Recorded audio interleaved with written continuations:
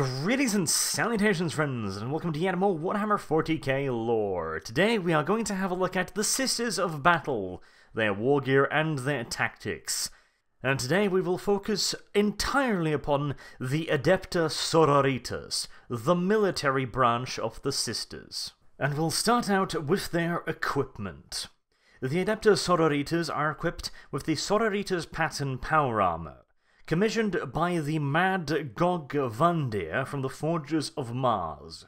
The Sororitas pattern power armor is considerably lighter than that utilized by the Adeptus Astartes, but in its construction it is quite similar. However, there is one large difference.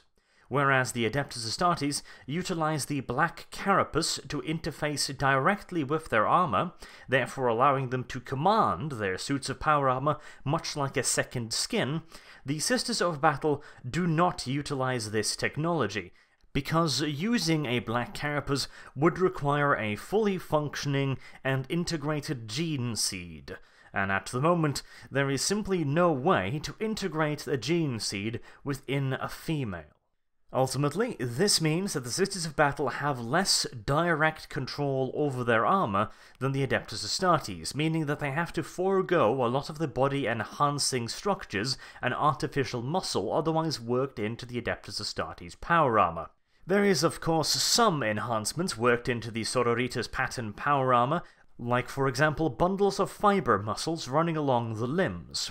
However, lacking the full interface of the black carapace, and of course also lacking the full range of augmentations provided by the Adeptus Astartes gene seed, ultimately means that the wearer itself and the armor is simply not as physically strong as the Adeptus Astartes, necessitating a lighter armor construction.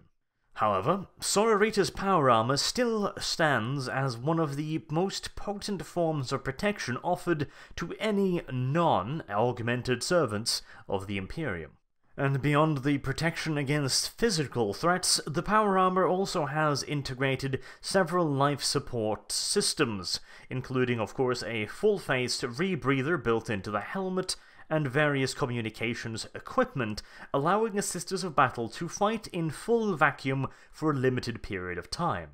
The independent oxygen supply is also pretty damn handy, considering one of the favourite weapons of the Sisters of Battle is the Heavy Flamer, and we all know what flames do to oxygen, don't we?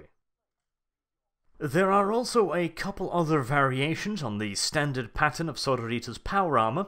For example, there is one equipped with a jump pack used by the Seraphins, and there is also a specialized version with more armor plating, making it heavier and bulkier, used by the Ordo Hospitaler's combat medics.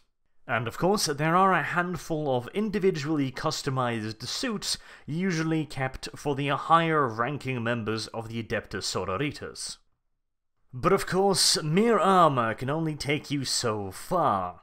You're going to need some tools to purge and burn the heretics as well, and the favoured tool to do so for the Adepta Sororitas is a modification of the standard issue Adeptus Astartes bolter, also commissioned by the crazy Gog Vandir. This specially designed pattern of the Goodwin bolter was known as the Deaz, spelt D-E-Az. I wanted to make a dat-ass joke on that, but there's simply no good images of Adeptus Sororitas' butts on the internet. Come on now, Games Workshop, I thought you were trying to sexualize these. How can you do that without a little bit of ass, huh? I'm disappointed in you, Games Workshop. Very, very disappointed. The criminal lack of ass notwithstanding, however, the Goodwin Deaz pattern bolter primarily differs from the Adeptus Astartes pattern in that it is considerably smaller. Without the muscle-enhancing benefits of Adeptus Astartes physiology, you simply couldn't fire a full-sized bolter safely. The recoil on the damn thing would simply shatter your arm into 1,000 screaming pieces of agony, which would almost certainly detract from your battlefield effectiveness. With this in mind, the Goodwin pattern bolter was designed to retain as much of the destructive potential of the bolt gun while not killing its wielder, a reasonable compromise in my eyes. It fires a considerably smaller bolt round, but it is still a bolt round. It won't vaporize a human torso like a standard pattern bolt round would, but it'll still leave a melon-sized hole in said torso. These weapons are treated as relics by the Adepta Sororitas, and it is a testament to just how damn well and solidly they are designed that most of the original Godwin pattern bolters issued to the Adepta Sororitas under the Mad Lord Vandir are still in operation today. This fact is made even more impressive when you take into the consideration that unlike Adeptus Astartes pattern bolters, the Godwin Deas pattern is frequently used in close quarters combat, with the Sarisa attachment. The Sarisa is a fairly long and curved bayonet-like blade that can also be used as a short combat sword. Additionally, the use of bayonet-style weapons are far more common within the Adepta Sororitas than they are within the ranks of the Adeptus Astartes. The main purpose of a bayonet is to grant extra reach to the wielder's weapon in close combat. This simply isn't much of an issue for an Adeptus Astartes. Additionally, the Sisters of Battle, due to their lighter armor, are considerably more maneuverable and agile than a battle brother clad in full Adeptus Astartes power armor. And this is an advantage they should, and do, make good use out of, seeing as they are less heavily armored than their more massive brethren. To put it simply, the Adepta Sororitas fight in close-quarter combat with grace and agility, striking quickly at exposed weaknesses before withdrawing to a safe distance, whereas the Adeptus Astartes style of fighting is far more brutish and bludgeoning, using their superior strength and range to simply brute their way through close-quarters combat. But of course, the Deas pattern bolter is not the only ranged weapon utilized by the Adepta Sororitas. They often also use simpler weapons, like autoguns or even shotguns. Many of the venerable original Godwin Deas pattern bolt guns have also been converted into combi weapons, sporting flamers, melter guns, or plasmas. The Adepta Sororitas also make use of limited numbers of extremely specialized Condemner bolt guns. These are in most aspects a normal Godwin Deas pattern bolter, however it is equipped with a single shot crossbow armature. These seemingly archaic weapons fire a very special form of ammunition, a pure silver stake engraved with sigils of warding and disruption that will at the very least interfere with a demon or a psychic's connection to the warp, and in most cases outright destroy said connection. In the case of a Psyker, this will leave him suddenly cut off from his psychic abilities, and in the case of a demon, it will simply send the creature screaming back into the immaterium that birthed it. Further variations upon the Deas pattern include a Stormbolter variant. Now, this one is considerably different from that used by the Adeptus Astartes Terminators. A basic Stormbolter is in all due essentiality two normal bolters combined into one weapon with a massively increased ammunition capacity. The weapon combines the insane damage potential of a bolt gun with an equally deranged rate of fire. The obvious drawback is that the weapon has a recoil that normally requires 20 tons of powered armor to control. For a normal human, the effort required to control such a weapon could charitably be likened to attempting to stop a volcanic eruption with a bag of dildos and an angry cat. And since the Sororitas are remarkably short both on dildos and cats, they had to fix the problem in a more direct way, by simply making the weapon smaller. Although even in its much reduced form, the gun still needs 2 hands to operate with even the slightest hint of efficiency. And finally, the Sisters of Battle employ a wide variety of flamethrowers. Beautiful, beautiful flamethrowers. Everything from Seraphim Inferno pistols to good old-fashioned flamethrowers to heavy flamethrowers, melter guns, and all manners of wonderful stuff that set things on fire. In fact, one of the most famous vehicles used by the Adepta Sororitas is the Immolator. A rhino modified to carry not 1, not 2, nor 3, but 4 heavy flamers. To the Sisters of Battle, flamers are not simply tactical tools of the modern battlefield. They are weapons of religious significance. They cleanse and they purge the unbeliever. As such, Killing something with good old-fashioned flame is always preferable to simply just stabbing it to death with sharp metal objects, or blowing it to pieces with rocket-propelled grenades. Although, it should be said that the Sisters of Battle most definitively do not discriminate in their death dealing. If an enemy can be killed quicker, easier, and with less hassle with a bolt round to the head, then they will most certainly do so. Though they do have a certain preference for close-quarter combat where they can use their flamer weapons to full effect, which is why most Adepta Sororitas sisters also carry chain swords into battle to back up their bolters. Many also carry a bolt pistol. Generally speaking, the Adepta Sororitas are fairly well equipped with gear. Now, some orders of the Adepta do take different approaches as to how to equip their units. For example, certain orders may refuse to issue battle sisters with helmets until they have proven themselves. Others will ask their sisters to first serve a period of time in the sisters' repentant to prove their valors. Others will simply just give them the weapons they need right off the bat, reasoning that it would be better to murder the enemies rather than put them through a hazing ritual, but oh well. The sisters also have a fairly large number of power weapons. Seeing as the Sisters of Battle used to be one of the pet projects of the Mad Lord Gogvandir, they were supplied with plenty of everything they could potentially ask for, and at the moment they are the sole military arm of the mighty Ecclesiarchy, which means they are usually very, very, very well equipped, though they are also a little bit fussy.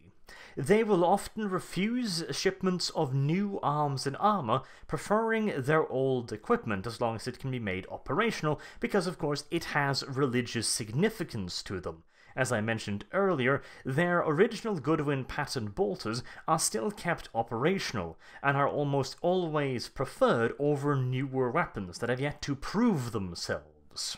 Though at no point should you be thinking that the sisters are essentially Luddites or anything. They will happily accept new weapons if they don't have an alternative. They just prefer to use their good old-fashioned, tried and tested arsenal. And this is made particularly apparent in their vehicles. The Sisters of Battle usually use modified versions of the Adepta Astartes Rhino for their needs. They will convert the basis of the Rhino as an armoured personnel carrier to fulfill a variety of battlefield needs.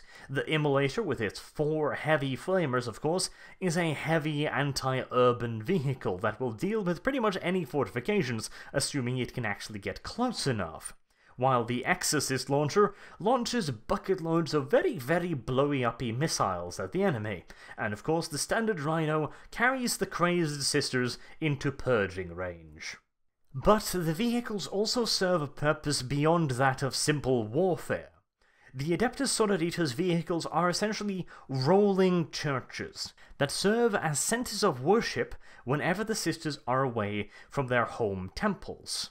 And obviously, not any old Rhino can be used for such an important religious service.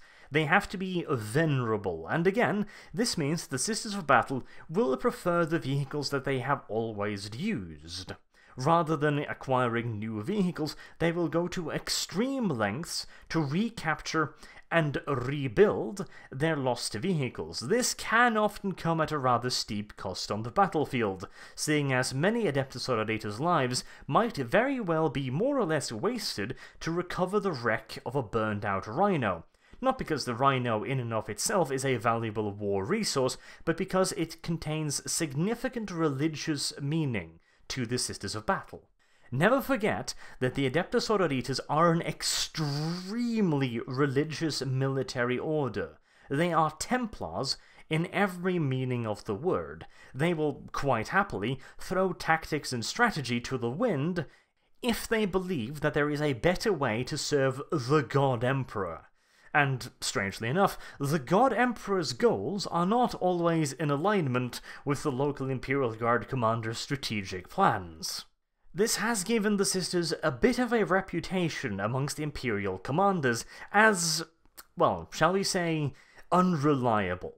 Now, you can rely upon the Sisters of Battle to attack or to hold the front line to a certain degree, but the problem is you can never entirely rely upon them to act in a strategic or even logical way.